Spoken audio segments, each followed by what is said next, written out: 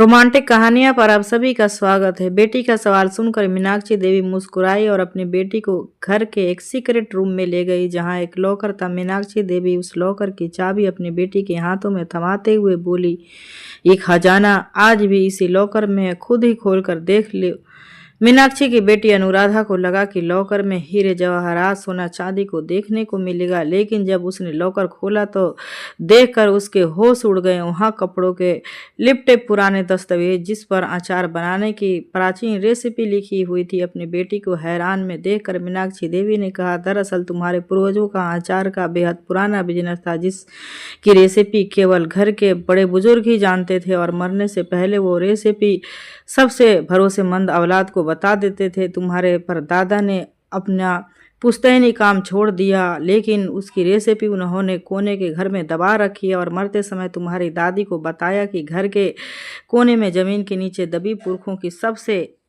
मनोज को अपनी बीवी मीनाक्षी की बातों पर बिल्कुल भी यकीन नहीं हुआ। वो बोला, अगर तुम्हारी बात झूठ निकली तो? मीनाक्षी ने कहा, अगर मेरी बात झूठी साबित हुई तो मुझे फांसी पर लटका देना मनोज, लेकिन यकीन करो मैं जो कह रही हूँ वो एकदम सच है। मनोज काफी दिनों से परेशान था। उसका बिजनेस ठप हो गया था और उस पर काफी कर्ज चढ़ गया था। इस कर्ज को उतारने के लिए मनोज सहारनपुर की अपनी पुश्तैनी जमीन बेचना चाहता था, लेकिन मनोज के बड़े भैया और भाभी उस जमीन को बेचने के पक्ष में नहीं थे। 2 साल पहले तक दोनों भाइयों के बूढ़े माँ बाप सहारनपुर में ही रहते थे। 2 साल पहले जब पिता की मौत हुई तो बूढ़ी माँ कौशल्या देवी पांडव नगर आ गई। बड़ा बेटा संतोष का घर बड़ा जरूर था, लेकिन उसका दिल इतना छोटा था कि माँ के लिए जगह ही नहीं थी। इसीलिए कौशल्या देवी अपने छोटे बेटे मनोज के साथ ही रहने लगी। लेकिन जब से वो पांडव नगर आई थी, बीमार रहती थी। मनोज की बूढ़ी माँ कौशल्या देवी की सेवा उनकी छोटी बहू मीनाक्षी अपनी माँ की तरह ही करती थी। बड़े भैया तो अपने माँ को पूछने तक नहीं आते थे। मीनाक्षी और मनोज ही थे जो पिछले 2 साल से अपनी माँ की देखभाल कर रहे थे। माँ के इलाज में भी मनोज ने काफी रुपया कर्ज लेकर लगा दिया। जब मनोज की भाभी कुसुम के तीसरा बच्चा होने को था, तब मीनाक्षी ही थी जो दिन रात अपनी जेठानी की सेवा में लगी थी। जब बच्चा हो गया और मीनाक्षी की जेठानी अपने बच्चे के साथ हॉस्पिटल से घर आई तो उसने मीनाक्षी की सेवा की एवज में उसके हाथों में नोटों की गड्डी पकड़ा दी, लेकिन मीनाक्षी ने वो रुपया नहीं लिया। भाभी को तब भी ऐसा लगा था कि मीनाक्षी उसकी इतनी सेवा रुपयों के लिए ही कर रही है। मनोज तो अपनी भाभी के इस आदत से बहुत गुस्सा हुआ, लेकिन मीनाक्षी ने उसे समझाया कि जाने दो, उनकी सेवा करना हमारा फर्ज है, वो हमें जो चाहे समझे, लेकिन हमारी नजर में वो हमारे बड़े ही रहेंगे। अपने छोटे भाई के घर कौशल्या देवी की इतनी सेवा देकर बड़े भैया को लगता कि सहारनपुर की जमीन को हासिल करने के लिए ही मनोज और उसकी बीवी माँ की इतनी सेवा कर रहे हैं, लेकिन ऐसा नहीं था। मीनाक्षी का स्वभाव ही ऐसा था कि उसके दिल में सबके लिए जगह थी। छोटे से घर में किसी तरह गुजर बसर करने के बावजूद वो कभी अपने पति मनोज से शिकायत नहीं करती। बड़े भैया और भाभी का रवैया मनोज और उसकी बीवी मीनाक्षी के लिए हमेशा से बुरा था। मनोज कभी अपने भैया भाभी के लिए बुरा बोल भी देता, लेकिन मीनाक्षी अपने जेठ और जेठानी की बातों को कभी दिल पर नहीं लेती थी। मीनाक्षी की इस आदत की वजह से उसका पति मनोज उसे बेवकूफ समझता था, लेकिन मीनाक्षी को इस बात की कोई परवाह नहीं थी। 15 दिन पहले ही माँ की मौत हो गई। माँ की मौत के बाद मनोज इस दुविधा में था, किसी तरह भैया और भाभी सहारनपुर के जमीन को बेचने के लिए राजी, लेकिन मनोज के बड़े भैया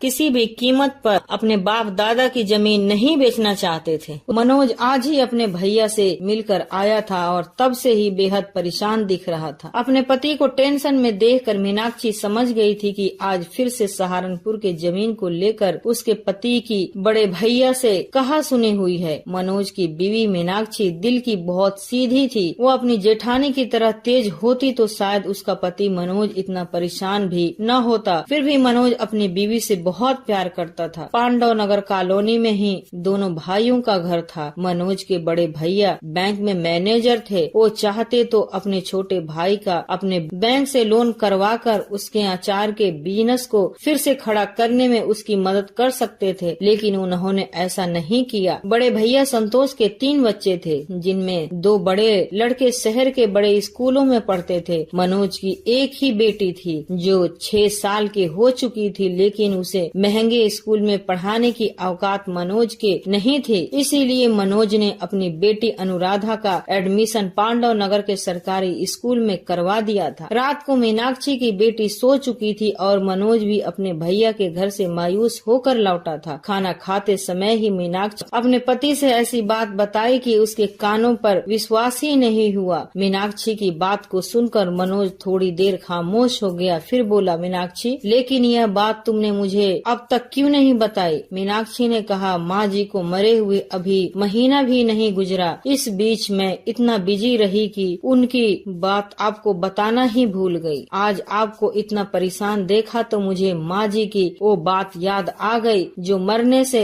एक दिन पहले ही माँ ने मुझे बताया था। सहारनपुर वाले घर के एक कमरे के दाहिने ओर के कोने की ओर अगर गड्ढा खोदा जाए तो वहाँ पर उनके पूर्वजों का बहुत सारा धन गड़ा हुआ है। हालांकि मेरी सास ने अपने जीवन में कभी उस धन को अपनी आंखों से नहीं देखा, लेकिन जब उनके ससुर की मौत हुई तो उन्होंने मेरी सास कौशल्या देवी को यह बात बताई और उन्होंने मेरी माँ जी से बोला था कि इस धन के बारे में उसी को बताना जो उस धन को संभालने के लायक हो। मीनाक्षी के मुँह से यह बात सुनकर मनोज ने अपनी बेवकूफ बीवी को बाहों में भर लिया। सीधी सादी मीनाक्षी का ये कहना था कि क्यों न पुरखों की उस दौलत के बारे में बड़े भैया से बता दिया जाए। वो बैंक में मैनेजर हैं, सोने चांदी को बदल कर हमें हमारा हिस्सा नगद में दे देंगे। बस हमें इतना मिल जाए कि आपका सारा कर्ज उतर जाए, अचार वाला बिजनेस फिर से चलने लगे और ये टूटा फूटा घर रहने के लायक बन जाए। इससे ज्यादा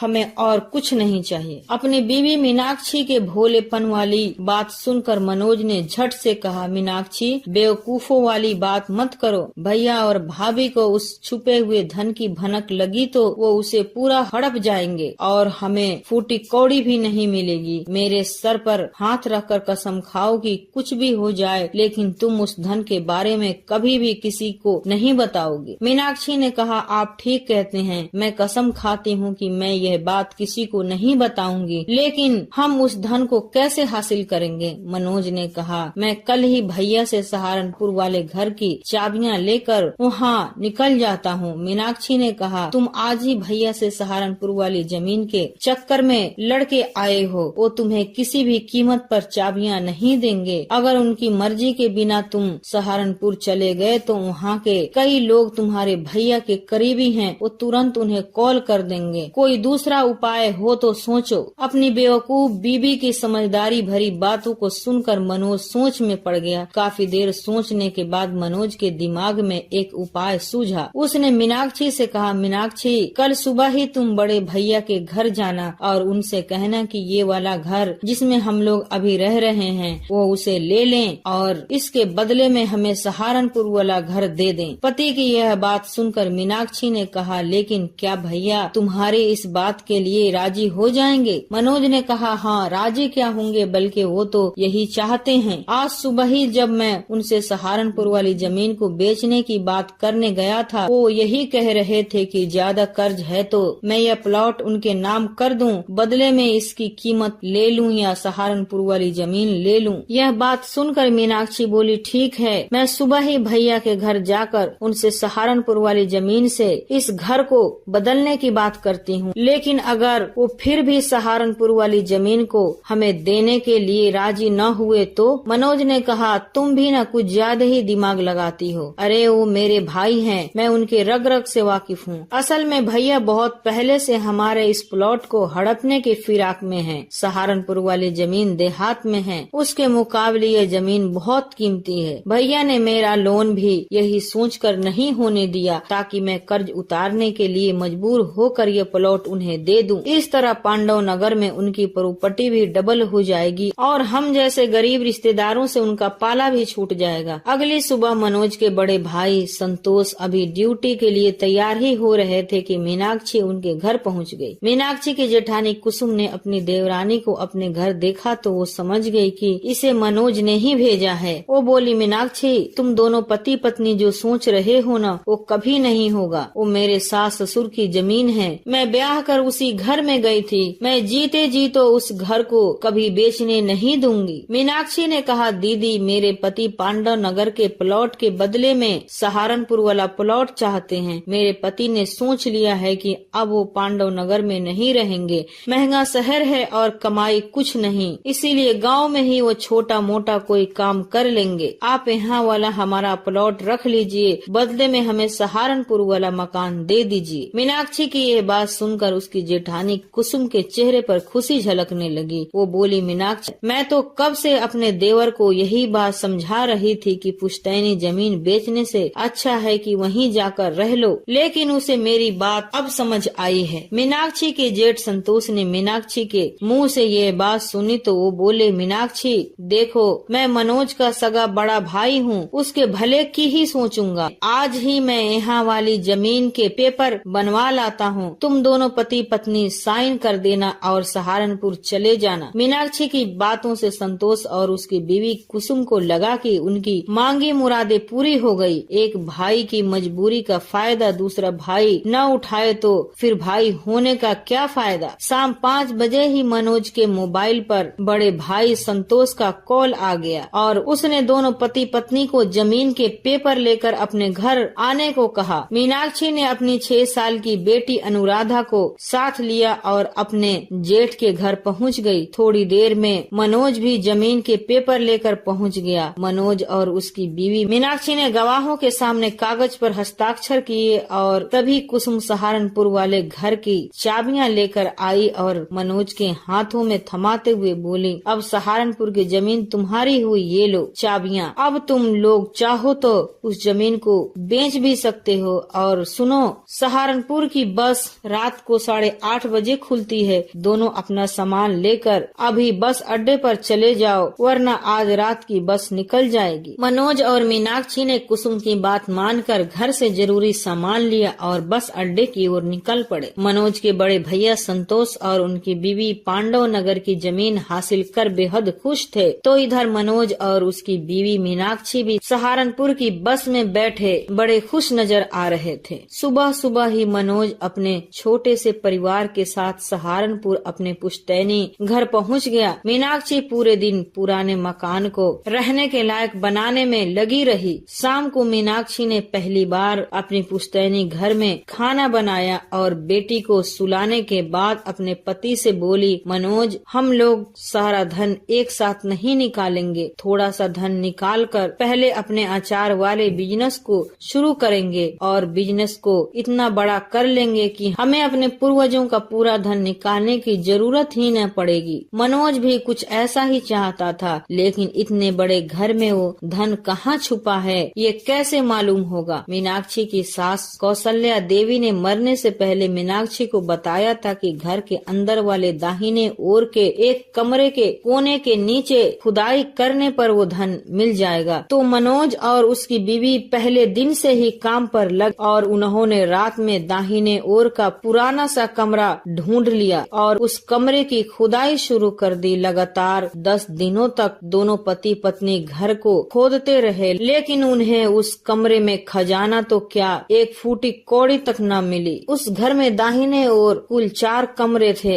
और दोनों पति पत्नी ने 2 महीने में चारों कमरों को खोद डाला, लेकिन कहीं कोई खजाना नहीं मिला। अब मनोज बुरी तरह हताश हो चुका था, उसके सारे सपने बिखर चुके थे। इस बीच मीनाक्षी अपने पति को लगातार हौसला देती रही, लेकिन खजाना न मिलने की वजह से वो डिप्रेशन का बुरी तरह शिकार हो चुका था। इसी डिप्रेशन में एक दिन मनोज ने आत्महत्या कर ली। पति के दर्दनाक मौत के बाद मीनाक्षी के सामने उसकी बेटी का भविष्य था, इसलिए उसने हिम्मत न हारी और 15 साल गुजर चुके थे। बेवकूफ मीनाक्षी अब सहारनपुर की मशहूर बिजनेस वुमन मीनाक्षी देवी बन चुकी थी। विदेशों तक उसकी कंपनी के बनाए अचार की खुशबू पहुंच रही थी। मीनाक्षी देवी की कंपनी को उसकी बेटी अनुराधा संभाल रही थी, जो अब 21 साल की हो चुकी थी। मीनाक्षी देवी अपनी बेटी के साथ आज भी अपने पुश्तैनी मकान में ही रहती थी। उनके कई करीबी लोगों ने उनसे कहा कि आपके पास इतनी दौलत है तो किसी बड़े शहर में बड़ी सी हवेली क्यों नहीं खरीद लेती। मीनाक्षी देवी हंसकर जवाब देती कि इस घर में उनके पति की यादें हैं, इसीलिए वो इस मकान को अपने जीते जी कभी नहीं छोड़ सकती।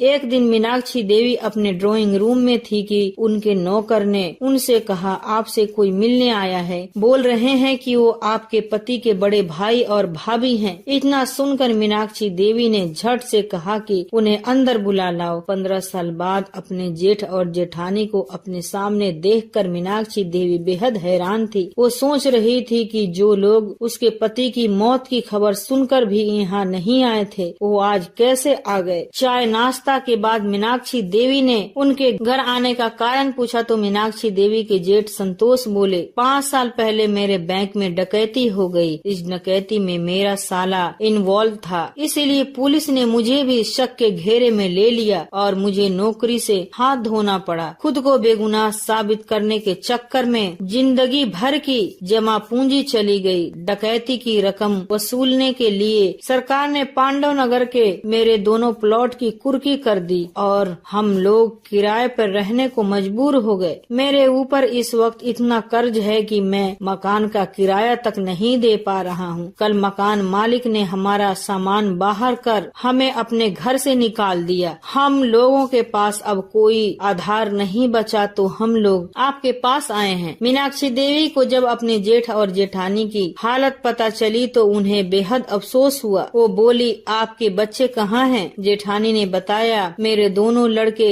जिन्हें मैंने महंगे स्कूलों में पढ़ाया था निकम्मे और नालायक निकल गए। बड़े वाले ने अपने टीचर की बेटी से लव मैरिज कर ली। वो एक लौती लड़की थी, इसीलिए मेरा लड़का अपने टीचर का घर जमाई बनकर नोएडा में रह रहा है और हम लोगों को पूछता तक छोटे वाला लड़का भी अपने बड़े भाई के नक्शे कदम पर चलते हुए चंडीगढ़ की एक लड़की के चक्कर में फंसकर उसके साथ चंडीगढ़ में ही कहीं लिव इन में रह रहा है। उसे भी अपने माँ बाप से कोई मतलब नहीं और छोटी बेटी दिल्ली में है, अभी ग्रेजुएशन में है, हॉस्टल में रहकर पढ़ती है और साथ में छोटी सी जॉब भी करती है ताकि वो अपनी पढ़ाई का खर्च निकाल सके। जेठानी के बच्चे महंगे कॉन्वेंट स्कूलों में पढ़े थे, लेकिन मीनाक्षी देवी ने अपनी इकलौती बेटी को सरकारी स्कूल में पढ़ाया था। परिणाम सामने था। मीनाक्षी देवी के सामने उदाहरण था कि रुपयों से संस्कार नहीं खरीदे जा सकते, वो तो परिवार से ही मिलते हैं। जिनके दिल में कभी मीनाक्षी के लिए थोड़ी भी जगह नहीं थी, मीनाक्षी देवी ने उन्हें अपने घर में जगह दे दी और उनकी बेटी पुष्पा की पढ़ाई का पूरा खर्च भी मीनाक्षी देवी ने उठा लिया। एक दिन मीनाक्षी देवी के पास उनकी बेटी अनुराधा आई और बोली, माँ, क्यों न आपकी सास यानी कि मेरी दादी के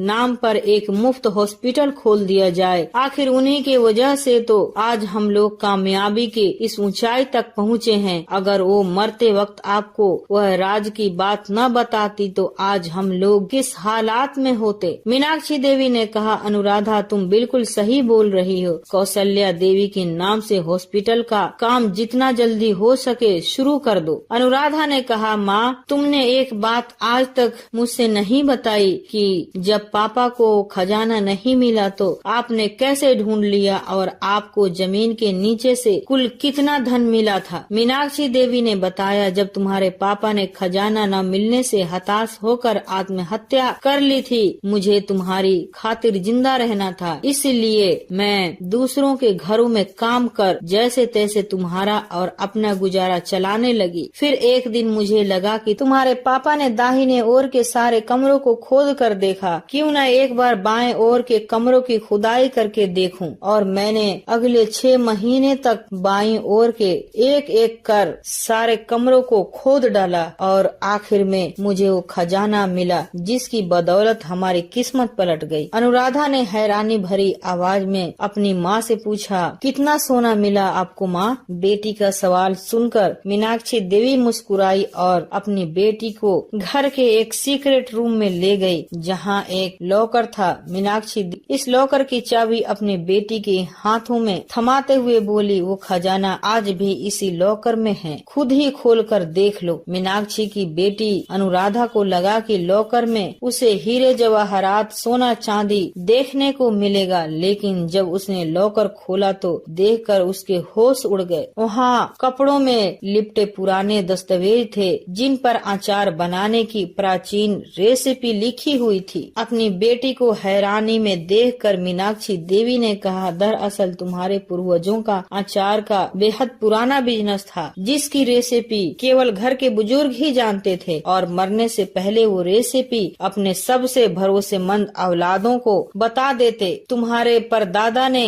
अपना वो पुश्तैनी काम छोड़ दिया, लेकिन उसकी रेसिपी उन्होंने घर के कोने में दबा कर रखी और मरते समय तुम्हारी दादी को बताया कि घर के कोने में जमीन के नीचे उन्होंने अपने पुरखों की सबसे बेशकीमती चीज छुपा रखी है। जब मुझे यह खजाना मेरे हाथ लगा तो मैंने इसमें लिखी रेसिपी के आधार पर अचार बनाना शुरू किया और बेचने लगी। देखते ही देखते मेरा बनाया अचार इतना ज्यादा बिकने लगा कि आज विदेशों तक पहुंच गया। अनुराधा को अपने पूर्वजों के खजाने का रहस्य मालूम चल गया था। उसे अपनी माँ की मेहनत और लगन पर बेहद गर्व हो रहा था। पूर्वजों के बेशकीमती खजाने की असली हकदार उसकी माँ मीनाक्षी देवी ही थी। शायद इसी वजह से उसकी सास ने मरते वक्त वो रहस्य अपने होनहार बहू को बताया था। दोस्तों, वीडियो कैसा लगा कमेंट करके जरूर बताना। वीडियो अच्छा लगे तो वीडियो को लाइक और मेरे चैनल को सब्सक्राइब जरूर कर देना। फिर मिलती हूँ आपसे दूसरे वीडियो में। जब तक के लिए बाय बाय, टेक केयर, अपना ख्याल रखें।